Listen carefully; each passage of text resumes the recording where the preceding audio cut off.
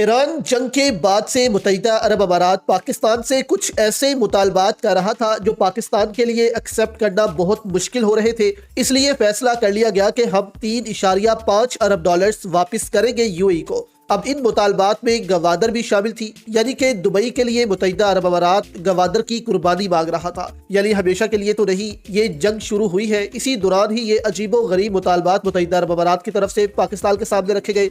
जो कि सहाफ़ी है उमर कुरैशी, उन्होंने ये खबर सामने रखी है। पहले मोहम्मद मालिक जो है उन्होंने खबर चलाई कि हुकूमत को बड़ा वाज़ेह पैगाम दिया गया था कि आप बहुत ज्यादा हमदर्द हो गए हैं ईरान के। आपके दूसरे नंबर पर सबसे ज्यादा जो वर्कर मिडल ईस्ट में है, आपकी कमाई खतरे में डाल रहे हैं। यानी कि मुत्तहिदा अरब अमारात ने कहा कि आपके दूसरे नंबर पर सबसे ज्यादा जो मिडल ईस्ट में वर्कर्स हैं वो मुत्तहिदा अरब अमारात हैं। आप अपने वर्कर्स और अपनी कमाई जो है वो खतरे में डाल रहे हैं, यानी कि धमकी दी गई। जबकि मोहम्मद मालिक ने कहा कि जब ये वार्निंग पाकिस्तान को मिली तो उसके बाद से पाकिस्तान थोड़ा ईरान से जो है वो फासला रख रहा है। और अभी खबर सामने आ रही है कि पाकिस्तान जो ईरान से डायलॉग्स करवा रहा था वो भी अब खतरे में पड़ गए हैं। इसके बाद दोस्तों उमर कुरैशी जो है वो सामने आते हैं और कुछ ऐसी चीजें रखते हैं कि मुत्तहिदा अरब अमारात पाकिस्तान से क्या मांग रहा था। मुत्तहिदा अरब अमारात जो है उसने क्या मुतालबात रखे थे।